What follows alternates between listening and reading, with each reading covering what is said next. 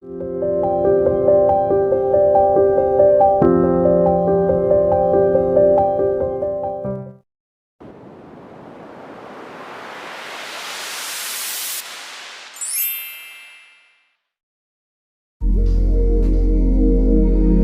nasaba sangbaydi na mahangde hainabagum. Ngasidi loya yahau thengba nungsibadu magi su saruk thongladuna haujiktada inkhalakpa pakhang macha amagum momon tauna phamungduda hiptharai. Aduga ngasa airport ta lona kapkhiba rainagi photo aduda hantok ayeng hanjilayeng tawduna leiringai chairaktani James ki call lakhiba adu. Loya su phone do fat pai khattuna. Hello. Konda amata wida ipase. Kare adum torakani. Ses phong khrabo. Phong do kre. Yarabo. Kamai torge. Yadradi kaino he. Ma ba ngang macharo. Asing bu yarabo haisa. Hoi mi. Namoda mung phagi tawidroina. Fazai tumina leibawduna chaphung ami haiduni ne. Nangiside. Ado Arkidi Kankrabo Kangdrida, Mashawadi Koyam Toromani. Adudi Mongonda Haraga, Party Madi Silasidana, Namu Arki Tokibumaina. Yakenova, Toga Loricano. As Ado Pachavani me to dear. As Akoyo home, Ningo Takpato. Hagum Nanipa, Haying Torosira, Bunda Vasukui.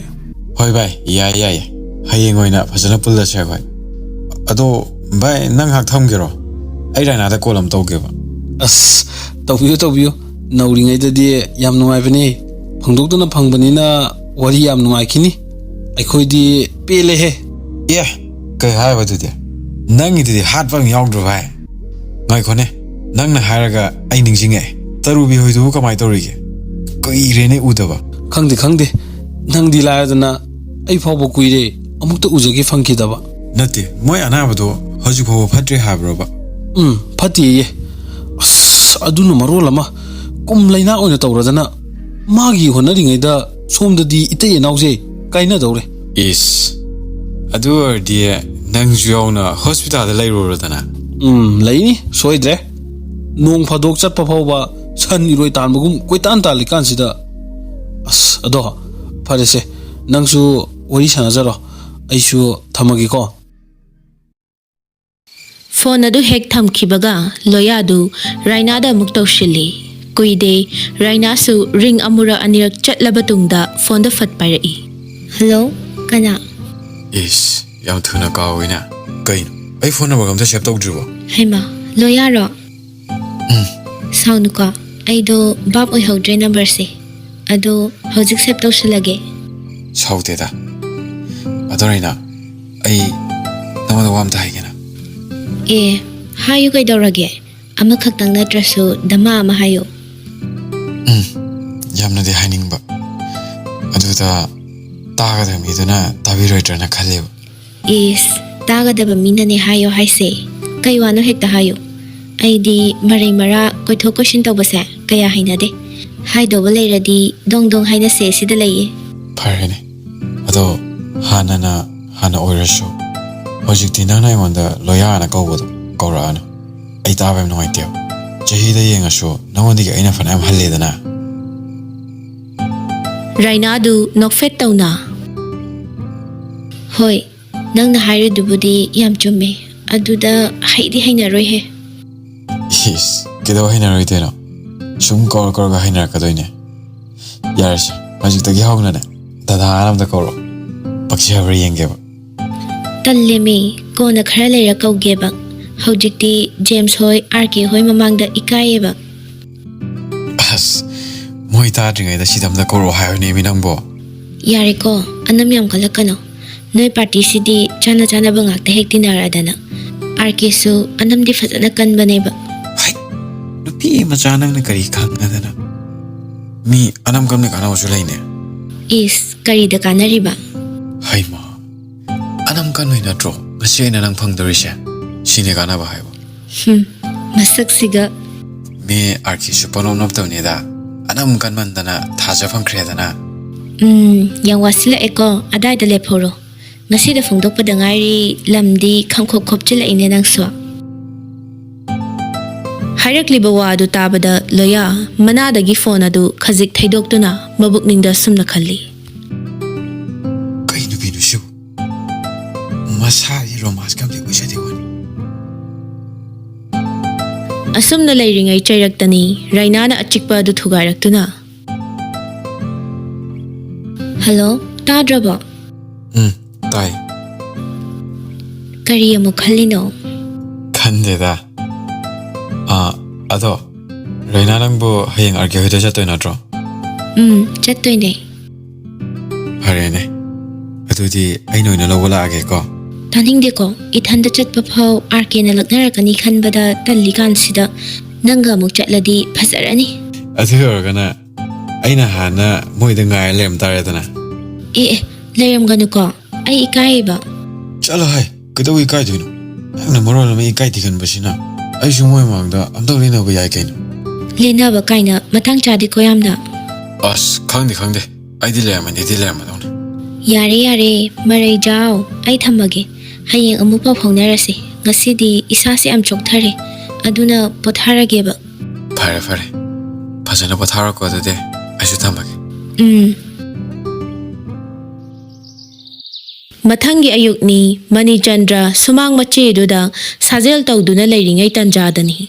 Rainana gate to hangtoktuna magi bespa du speed yang na thausilakpa du ubada Mani Chandra ingak-ngakna Rainada fat yengduna.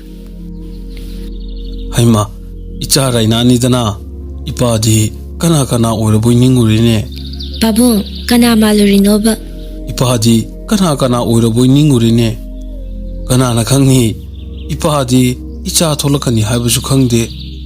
Gariga paike thaurilakpasidadi kainong khalurine. Aido ngarang tholakpane. Aduda ngarang di isase ang waraba. Hayeng oina chatlagena laktrabane. Yaida hauji lai sisu amhana taro. Ado babu, pang nungai bayam taida. Icha na tari do chumbane. Imasidi haraubana loiramani. Masak siyam phasay haye. Adumadi ipamunna yengdabanina khangdre he. Hoi babu, imasibu laikibra. Laikibane. Chongo. Adudi babung ay imasigi manakta mukchang khige. Rainadu tharik na sangom lo liba dugi manakta muklaktuna mama sigi lengbana duda makhutuna tap pairai. Tharik su ikhang-khangna. Ima, kanano ne? Imasi khangiro. Khangdradi kaino angaubi. Ngarang tholakani hairaga laktabaduda. Imasidi tholaktraboy ningure ne. Lakke tawbane aduda aido isase yang warena laktrabane. Hoida. Adubudi ngasi laisisu chap mane. Natte. Namadi kaisu tawde ko. Tawdiye. Hena dum naha oithome. Angaubi sidi. Asengbane aina handak tholakpasida misingse loi hongame. Imasisu kuina urudabanara karino nasado yam chawkhatpa male. Chawkhatle. Handakti walking chatana exercise tawbasu ngamdrido. Adudadi chawkhatlini dana. Hoida adubudi hayeng maula agoina tawrasi aida. Hoi. Aiso adumaina khallabane. Ado imasi sakhen bu hogat khraba. Hogakre. Hantak nongnini sidi masu kai khallabano khangde. Yahogase yam kanna ngang khalai. Adubudi magiduna hayamganiye. Khangde ne. Haijatla. Haibu hairadi phai haidini. Adwa nang la ingai sida sak amta thongiro. Isana thongbado hawbani ne. Hoyaye aisu chak thongba nang nanabana ngata hekta laabane. Yam nungaire adudi ima nga leiruge. Nga dum thongaga sathoksi. Hoi masi. Phare adudi khara sungali imasi ne. Nang pabungi sangomse piramaga kaithel phawbodang thokige. Nangsu sa thakera kai thakege to horo. Sanasu jogging sakhibane. Hala ani. Tawro. Ay thoe ko. Hoi masi. Rainagi mapai bungona hinglingay matamdagi hauna imong anisi aduki matik luna chana tinarambana kariso okoy bayawda loinarakpani. Matam aduda icha iya fauba oina si hainakhibani. Ngaihak asumna leiraba tungda sakhensu halaktuna Mangolgi steer aduda makhong anidu sangna tingthoktuna jogging chatlubagi awa pothariba tanjadi. Tunglomdagi Rainana. Is yang waba malida. Sakhensu mamaido fat leithoraktuna. Khangine kyam kuira kilakpa Kuireda nangna jogging chatkibado adu fau khangawi. as yam khangamani ya aina sakibdo khangawi kana chalo he pungom de ni ne aina thuido Is pung ahumdani bungo aina yoraise nangna kari khangadana. adu redi sat koro yadro Kaugena khanbane aduda sakta nuksidaba adugi kawraktabane. sia lakti laktadana kadai de gi korani ge La iko nuksidabagi kaudabane hairaga nungsi we he aidi am sambani kana dise nang la abani ne far sangom gilas ama gane fridge manung de gi lapoi ama ga pro masaksiga pakhonga sizala ise yengune.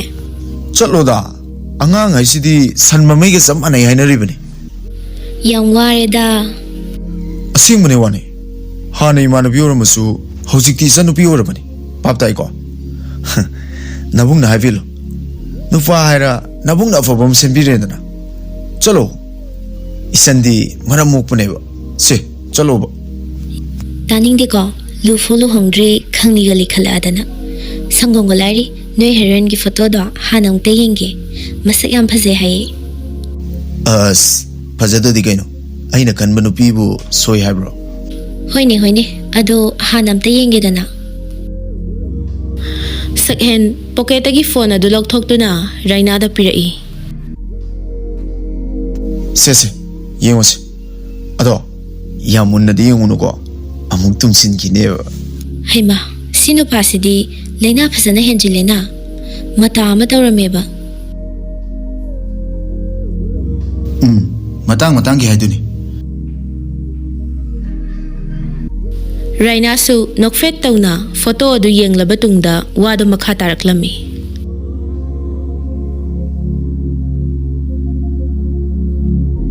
Hoine chummine nangna tumsinkini habado kai masaku phajano sibo yam phaje haba ai phongawi sidi direct oina yening khala eda. as hayeng longmu de yengu ke doroge adorena longam dai sidi nang sida matam kra leibe ya doina tro Yani leira lore kaino. chalo mi songum do lo ba se nangi ne mi time le bidun che chalo ba songum do lo ba Chatta chacharageda. Wase haraga Rainadu mamai fat leithoktuna changkhre. Ma hek changkhibaga nupa ani dusu gari du yanga thauzilaklami. Matawaduda sakhendu ingak ngakna. kaino nganta ga ijileisina kai lerage Kauriba dukhumda sakhengi manakta prap laktuna sat phamtharai. James loya da mga khazik induda. As amase sina Raina do ngasi noi de chakani hai adugi chalusena ngangmanna laisini Hainaringai aduda Raina su sangom glass amaga lafoiga puduna tholai. Adubu loya lairamba du ubada Raina du haifet ikairap tawna. Aidi mi hele khangdabanina sangom se amakhaktang purae. Sakhen se sida thamage ko. thamo Ado James ngaktang phamuko ai sangom lawrukhige. James tu saramiba wari duga lairamba se ubada ik a tawna khumlaklami. Raina kaino ne yani akhoisu changom thalakpada ngairida ado loya di khangde he Loya su Raina da falap yengduna. Raina, sangomda nangna siamdero natraga imasina siambro. ꯑꯩꯅ ꯁꯦꯝꯗꯣꯏꯅꯦ ꯏꯃꯥꯁꯤꯗꯤ ꯀꯩꯊꯦꯜꯗ ꯉꯥ ꯂꯩꯕ ꯆꯠꯈꯤꯌꯦ ꯑꯁ ꯌꯥꯝ ꯐꯔꯦ ꯑꯗꯨꯗꯤ ꯒ꯭ꯂꯥꯁꯇꯣ ꯈꯔ ꯆꯥꯎꯔꯞ ꯇꯧꯕ ꯁꯥꯡꯂꯞ ꯇꯧꯕ ꯑꯝꯇ ꯁꯦꯝꯊꯔꯛꯎꯍꯦ ꯄꯦꯟꯅ ꯊꯛꯊꯒꯦ ꯔꯥꯏꯅꯥꯗꯨ ꯅꯣꯛꯃꯤ ꯇꯧꯗꯨꯅ ꯃꯕꯨꯛꯅꯤꯡꯗ ꯁꯨꯝꯅ ꯈꯜꯂꯤ ꯁꯤ ꯅꯨꯄꯥꯁꯤꯁꯨ ꯃꯃꯥꯏꯗꯤ ꯐꯖꯅ ꯊꯥꯔꯕ ꯖꯥꯠꯅꯤ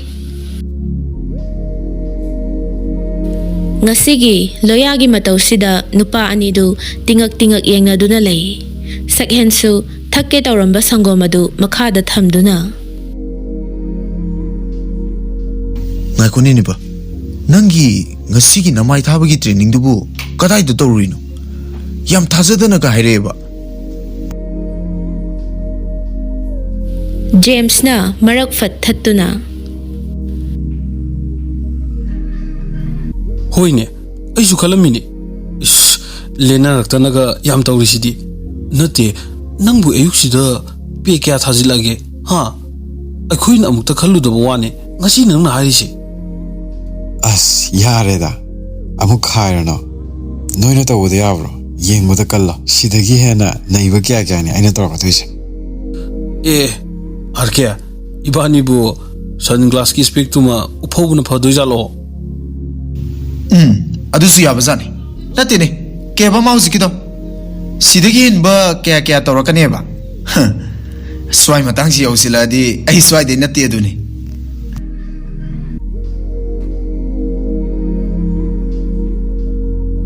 Raina su taha amuk laktuna loya da sangom adu pirai loya su nokfet tawna sangom do lawna hairaklammi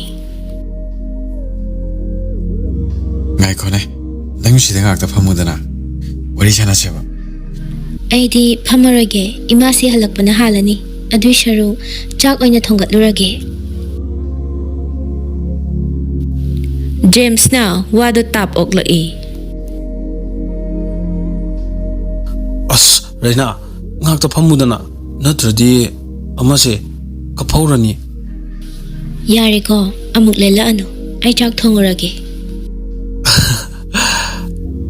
chak to ekhoi saruksu haptoi natro hapage hapsilo hantak matang sidi anobi gi makhut yengnaba honabada yumdadi phana yamna seng se sep oirabane he kana gi anobi no haise leida nangna khangaro talliko noi humanaraga aingona kanna khaiba ma yauri Raina adumadi yam thina lali he ekhoi nangonda khai ki de ko nata tawrano khangjare loya du Raina da fat on silaktuna as kandise wathinga du shoru Raina Ivani nungsi wari saraga chaktum thoktok no toruse ai maroi semakyaba Raina du mamit pairap tawna yenglaklammi mataw aduda loya du Raina sawkhre khanduna wadu khajik thaidorai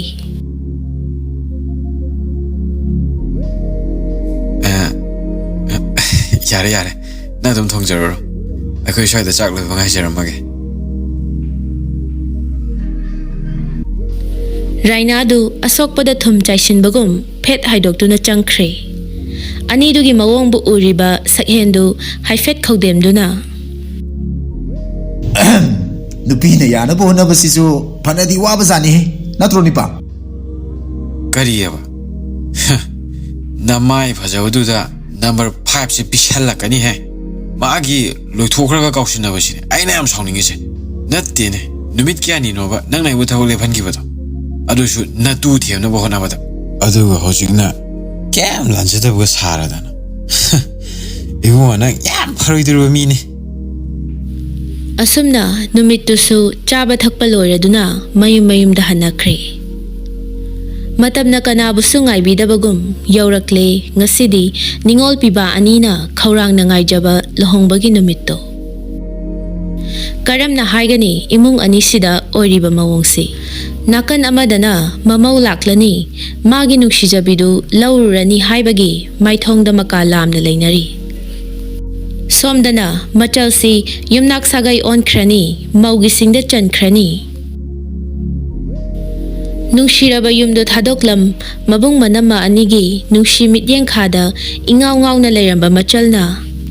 Makhoi mayambu tungoy naramlaga chatkrani khalubada jimbal da momo noksinaduna. Thamoy da khonjel thokna kapli.